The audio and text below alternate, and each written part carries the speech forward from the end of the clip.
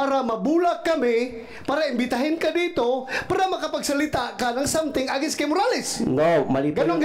Yan ang Mali po, lumalabas hindi po kayo hindi po kayo dapat kong bulahin. Hindi ako binubula mo, siya ang binubula mo para pagbula mo sa kanya, mabubula rin kami kasi may video yun nga usapan ninyo eh.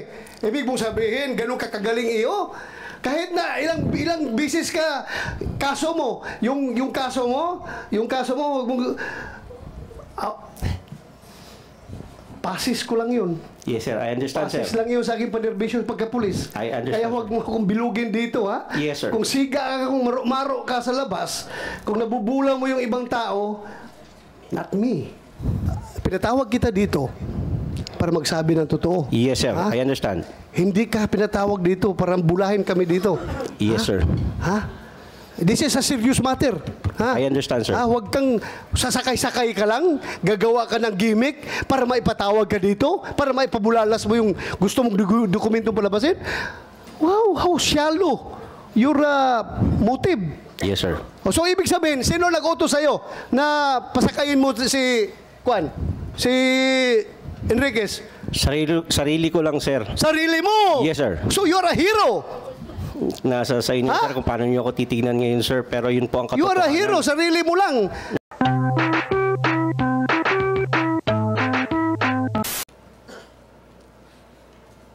Magandang tanghali po sa ating lahat. This day is very significant and historic. 107 years ago on May 13, 1917, our beloved Mother, the Blessed Virgin Mary, appeared as the Lady of Fatima to 3 little children. A momentous event that transcends time and touches the divine. Today, May 13, 2024, allow me to invoke the intercession of the Lady of Fatima for guidance and enlightenment as we continue this hearing. As a Marian devotee, I will speak no lies but only truth to your honor. I am here before you not only as a resource person, but as a bearer of a message equally rooted in truth and reverence. Mr. Senators, I am fully aware of the solemnity this occasion demands. Echoing the wise words of Senator Chis Escudero, during the last hearing, I affirm that everything I present will stem from personal knowledge and not hearsay. This testimony is my sacred pledge to truth, for truth is my master. Truth, like love and laughter, cannot be hidden. It cannot be suppressed and be hidden like the moon and the sun. Ang katotohanan ay hindi mapipigilan at maitatago tulad ng buwan at araw. During the May 7 Senate hearing, Morales mentioned in his testimony that his malapit na kaibigan, ako po yun, visited him on the day after the April 30 hearing. Para po sa kaalaman ng lahat, ako po ang siyang tinukoy na malapit na kaibigan ni Morales. Ano nga ba ang kaugnayan ko kay Morales? Morales calls me Kuya even though he is older than me. Being called Kuya, which is an Arabic lexical item that conveys respect, is an honor for me. Yes, he called me Kuya, for we shared similar life experiences which are mostly experiences of pain and suffering. Tulad ni Morales, ako po ay tinanggal din sa PIDEA. Ngunit sa ibang kadahilanan at panahon. Umalis ako sa PIDEA noong 2016 matapos kong questionin at labanan sa Civil Service Commission ang hindi makatarungan paglipat-lipat sa akin sa posisyon ng dating Direktor General ng PIDEA. Hindi po biro ang mawalan ng trabaho bilang isang ama ng pamilya. Habang pending pa ang resolusyon ng Civil Service Commission, nagpasya akong mag-apply at makipagsapalaran bilang isang seafarer sa isang prestigyosong barko sa Amerika bilang miyembro ng Safety and Security Department.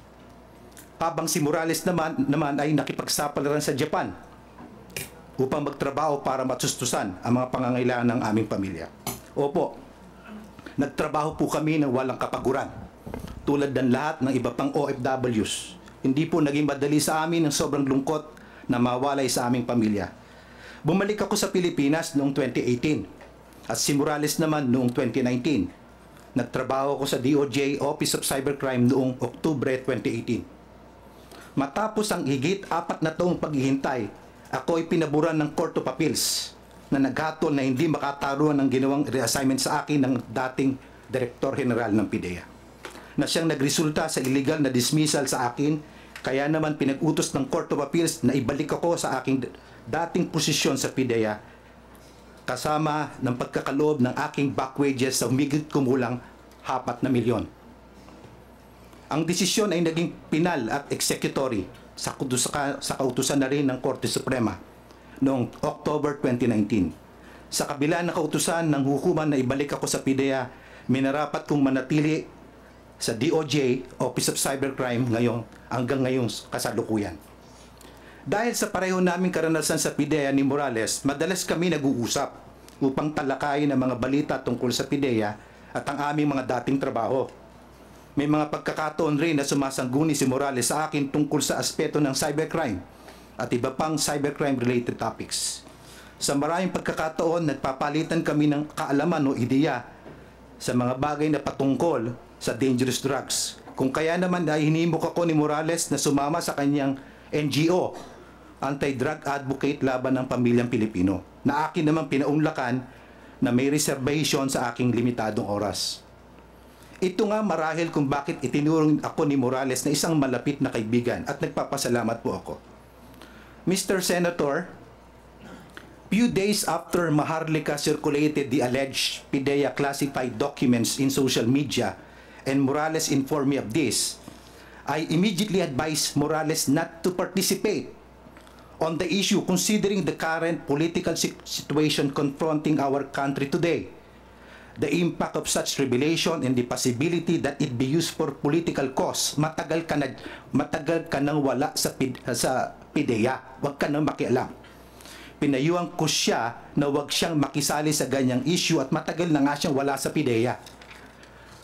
Weeks leading to April 30 Senate hearing, apparently certain of his conviction to attend the Senate hearing, I asked Morales to bring with him copies of documents, kung meron ba talaga, sworn statements of his confidential informant, or at least pictures man lang to support his claim. Unfortunately, none of these pieces of evidence were presented by Morales on April 30 hearing. I followed intently the flow of the April 30 hearing. Morales' credibility was clearly doubted because of his past record of cases, both administrative and criminal. Naramdaman ko bilang kaibigan ng sakit na kanyang pinagdaraanan noong April 30. Sino ba naman ang may gustong sariwain pa ang sugat ng kanyang nakaraan? For this reason, I was compelled, ulitin ko po, I was compelled to visit Morales the next day, May 1. Yun po yung nasa CCTV footage, in his house to help a friend in distress. But what transpired after that in his house needs to be clarified in its proper context for the guidance of all. I am now prepared, Mr. Senators, to answer your questions to the best of my ability. Maraming salamat po. Thank you.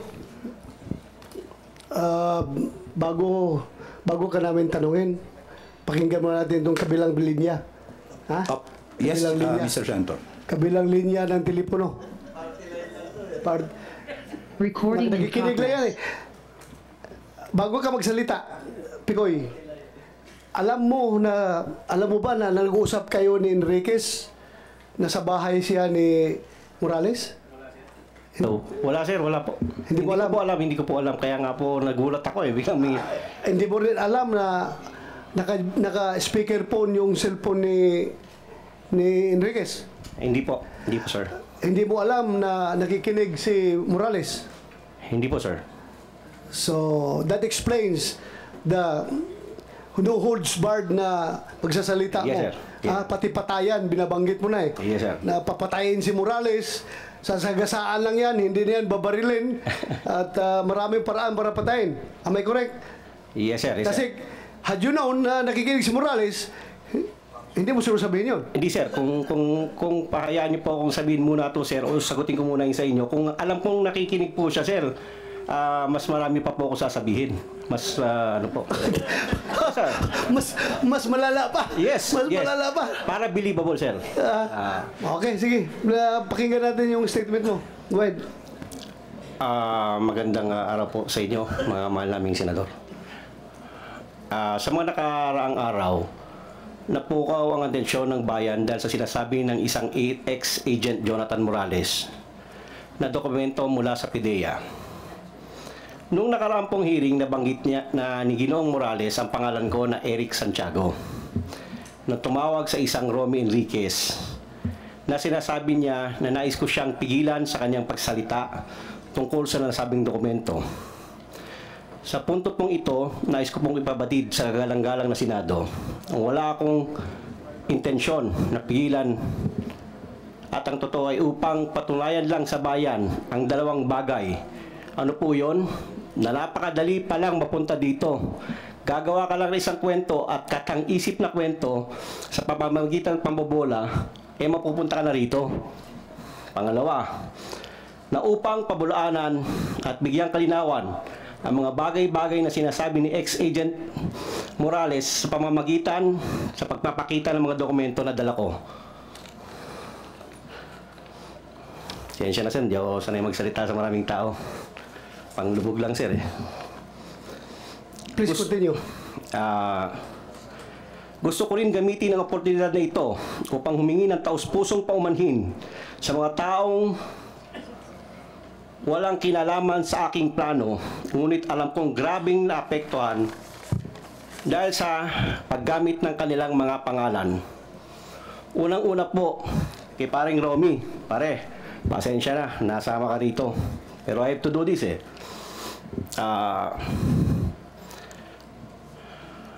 pangalawa po, sa pangalan ni Ginoong James Kumar, kung asan man po siya, pasensya na po. Sa nasabi ko po na dokumento, ipakikita ko pang magbigay dagdag linaw sa sinasabi ni ex-agent Morales. Nandito po yon.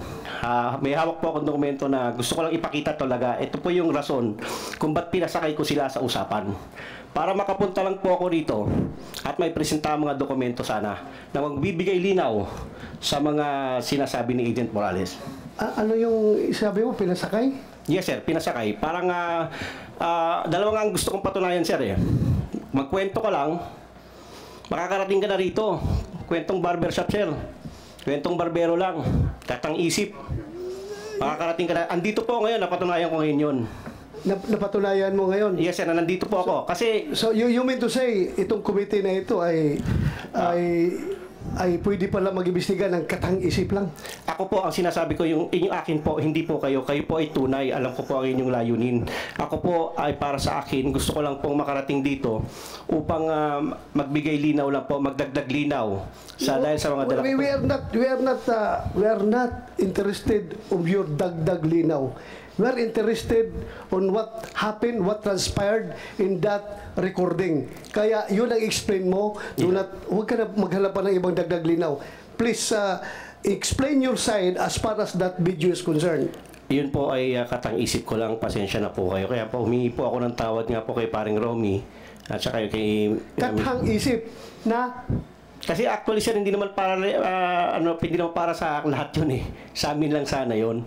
Pero dahil po na napunta po ako dito, dahil nga po sa isang salita niya na... Sandali, katang-isip lahat ng sinasabi mo doon? Yes, sir. Kinakatang-isip mo ito si... Kaya nga po humingi po ako ng tawad sa kanya eh.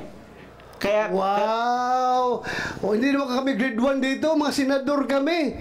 Ay nako, ibig mong sabihin na binubula mo lang siya para mabulak kami, para imbitahin ka dito, para makapagsalita ka ng something against kay Morales. No, mali po. Ganon. Yan ang mali po, hindi po kayo hindi po kayo dapat kong bulahin. Hindi ako binubula mo, siya ang binubula mo para pagbula mo sa kanya, mabubula rin kami kasi may video yun nga usapan ninyo eh. Ibig mong sabihin, ganun kakagaling iyo. Kahit na ilang bisis ka kaso mo, yung kaso mo, wag mong pasis ko lang yun. Yes, sir. I understand, sir. Pasis lang yun sa aking panerbisyon pagkapulis. I understand, Kaya huwag mo akong bilugin dito, ha? Yes, sir. Kung siga ka, kung maro ka sa labas, kung nabubula mo yung ibang tao, not me. Yes. Not me. Kasabot ko, sir. Ha? Sabot ko, sir. Anong Bisaya man ka? Taga saan ka? Taga Davao ako, mama, sir. Ibig sabihin, po maro, taga Davao. Dili tao, sir. Ay, Ay. Now, please, continue. Explain your side, yung nangyayari sa usapan na yun. Sige, I will give you the floor. Huwag kang lumihis sa ibang topic. Yun lang muna. Stick to that video. Yung lahat na sinasabi mo doon, bigyan mo ng context, bigyan mo ng explanation, Yes, sir. bakit mo nasabi yung mga bagay na yon. Please. yung kung totoo po, ako po nandito, ang purpose ko po is magsabi ng totoo. Yun nga, sabihin mong totoo, bakit ka tumawag kay Marquez at mga sinasabi mong patatahimikin siya, huwag na magsalita, at may binanggit ka ba nung pangalan na Lam? Ano yung Lam na ibig mo sabihin? Sir, actually, sir, naririnig ko lang sa YouTube yun, sir. You play, kumsek, you play. Baka sabihin naman, Hindi, ibig sabihin, sir. baka ibig sabihin, yung committee na ito, gumagawa na naman ng AI generated video recording, ha? Kumsek, please play the video. Yung sinabi niyang Lam. Narinig mo lang yan, hindi mo ginamit? During your conversation, hindi mo ginamit yung salitang Lam? Sir, ginamit ko nga. O, ginamit mo? ko nga, sir. Kasi ganito nga, Ano sir. ibig mo sabihin ng Lam? Sir, ganito po yun. Naririnig... Sandali! Anong ibig mo sabihin ng Lam? Sinabi mo, binanggit mo. Yes, sir. Naririnig ko po sa YouTube lang yan. Yung Lam, si First Lady, si James. O kaya nga, bakit mo nasabi yung Lam na yun doon? Para pasakayin nga po sila, sir. Kung gusto niyo pong malaman ng totoo. Pasakayin. Opo, para pasakayin lang po si Romy at si Agent Morales, sir. Hindi mo nga alam na nasa bahay ni Morales si Marque Enriquez. Ganito po yan, sir. Si Romy kasi, pag matri-trigger ko siya, alam ko na makakarating kay Morales yan. So anong purpose mo? Anong agenda mo Eto dito? nga po, sir, Anong sir. motive mo? Bakit mo siya iti-trigger? Sige nga. Gusto ko po kasing may mga dokumento po kasi akong dala. Kasi sir, kung napapagod na po kasi ako sa paulit-ulit na sinasabi nila, alam ko naman na mas may explain ko, sir. Dahil sa mga dokumentong dala ko. Ano yung mga dokumento na mo? Pwede ko ba ipakita, sir? But before you show that document, explain your side. Bakit mo sinabi yun? Huwag mo kaming bulahin, ha? Yes, sir. Ha? I will cite you in contempt directly kung magsinungaling ka dito, ha? Kasabot ko, sir. Huwag Kasabot mong kong dalahin sa bula-bula. Kasabot ko, Ha? sir. Kasabot ko. Kumsik, i-play mo nga yung may sinabi siyang Lam. Huwag mong sabihin, bula mo lang kami dito. Wala pong ganun, sir. Sorry po. Sige. Magitan. Okay? Kasi nga yung mama, ha?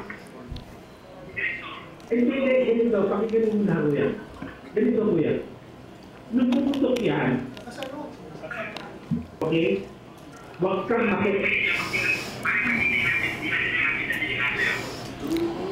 Kaya nga ganito, padre.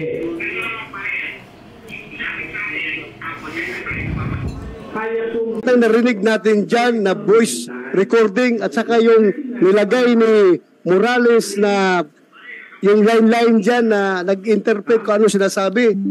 Totoo, the same as you have heard as your conversation with Santiago? Mr. Senator, the video speaks for itself. Okay, correct. Yung narinig mo dyan, totoo. I confirm, sir. So, do you confirm na pinapasakay ka lang ni Santiago? Binubula ka lang niya? Well, knowing Eric Santiago, even during our Napolcom days, hindi ko po makuha, malaro po siya eh. Malaro po siya, malalim. Malalim babaw nga eh. Malalim. Ang babaw nga eh. Hindi po. Pati kami, papasakayin niya. Hindi Ang po. babaw mo. Ikaw, nalalaliman ka sa ganung style? Well, that is per my assessment. Kasi may mga statements po siya na Baka ang malalim sa'yo yung tao na mahilig pumatay kuno, mapapil-papil, yan ang lalim sa'yo? Malaliman ka niyan? No, Your Honor. I've been with him with Napolcom for almost 5 years. So you confirm na yung narinig natin na video recording at saka yung nilagay ni Morales na mga wordings doon, Narinig mo yan during your conversation with Santiago. Yes, Mr. Senator. And do you confirm or deny? I don't deny. Para po sa Hindi, yung sinabi niya na binubula ka lang niya. Well, Para daw makapasok siya dito sa Senado at makapagbulala siya ng mga record na hawak niya against Morales. Mr. Senator, I cannot accurately answer what is his intention. That is his intention. Pero with all sincerity, do you think yung usapan niyo, binubula ka lang niya, pinapasakay ka lang niya, taga-DOJ ka eh. Huwag mo sabihin, Expedia agent ka. Huwag mong sabihin, ganun ka kababaw. Well, Mr. Senator, knowing him, perhaps that is his intention. Pwede kang mabula niya. Well, vulnerable po ako pagka sa kaibigan. Pagkakaibigan po, walang masamang tinapay. I cannot judge a person based on his past. Just like Kuya Jonathan Morales. Who am I to judge? Meron din po akong mga imperfections. Okay? Okay, so... Yun po yung aking position. Kung binobola niya ako, mali yan. That is not my intention. Even po yan, nagtampo ako sa'yo.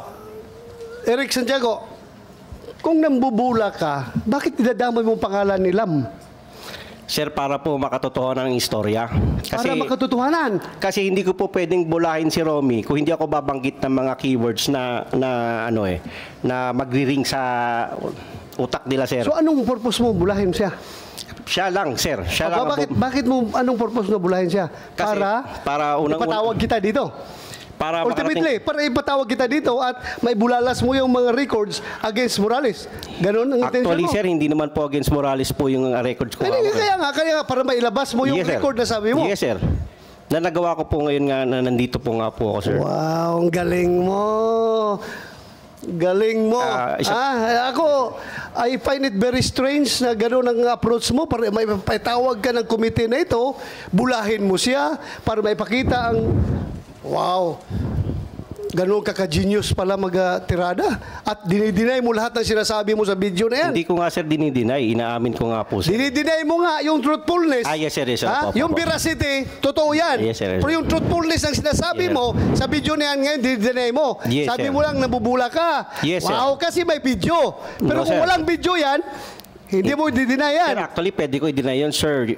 Excuse me po, sir. Pwede ko sabihin pwede sabihin ko naman na hindi po ako yung kausap eh. Pwede ko pong gawin yon. Pero hindi ko nga po ginagawa. Hindi ka naman maka-atras kasi kausap mo, mayroong telephone number sa'yo, kayo nag-usap. Pero sir, Akala mo ba, pwede ka mag-deny dito? Sir, hindi po. Try mo i-deny at... Yes, sir. I understand, sir. Kasabot ko, sir. Kasabot git kayo. pinatawag kita dito para magsabi ng totoo. Yes, sir. Ha? I understand. Hindi ka pinatawag dito para bulahin kami dito. Yes, sir. Ha? This is a serious matter. Ha? I understand, sir. Huwag kang sasakay-sakay ka lang, gagawa ka ng gimmick para maipatawag ka dito, para maipabulalas mo yung gusto mong dokumento palabasin. Wow, how shallow your motive. Yes, sir. So, ibig sabihin, sino nag-utos sa'yo na pasakayin mo si Enriquez? Sarili ko lang, sir. Sarili mo! Yes, sir. So, you're a hero! Nasa sa inyo, sir, kung paano niyo ako titignan ngayon, sir. Pero yun po ang katotohanan. You're a hero, sarili mo lang. Nasa sa inyo na po, sir, kung paano niyo po ako titignan. Pero ang sinasabi ko po ay totoo. Galing sa aking puso, sir. Galing sa iyong puso na binubula mo lang talaga ito. Yes, sir. Binobola ko po lang po si paring Romy, sir. But I don't find any valid motive. Bakit mo siya bulahin para makapagsalita ka dito? Bakit? Bakit? Why? Oh, why? Kasi, sir, yun nga, kagaya na sinabi ko, napapagod na po ako doon sa paulit-ulit na pasensya na po kayo, sir. Oh. Kung, kasi marami po doon tungkol sa dokumento na pinipresent niya na mas dapat sana mas maintindihan, mas ma-explain ko po para sa akin po, sir. Para lang po sa akin, kung bibigyan niyo po ako ng pagkakataon, sir. Bakit mo ma-explain? Anong kinalaman ng mga record na yan sa pinag-usapan? Kung hahayaan niyo po akong ipakita yung record na yon, maaari po siguro ma-explain ko na mas mabuti. But to start with, yung intention mo is with malice. Ha? Nasa Very clear. Very clear. With malice ang intention Yes, sir. mo. Dahil niluluko ka ng tao para lang makapunta dito. So, ibig sabihin, kung kaya mo lukuhin si Enriquez, yung ipipresent mo na papilis dito, pwede rin, lukuhin mo kami dito. Ang committee ito. Sir, wala po akong intention na gano'n. Wala nga. But to start with, diloko mo na siya.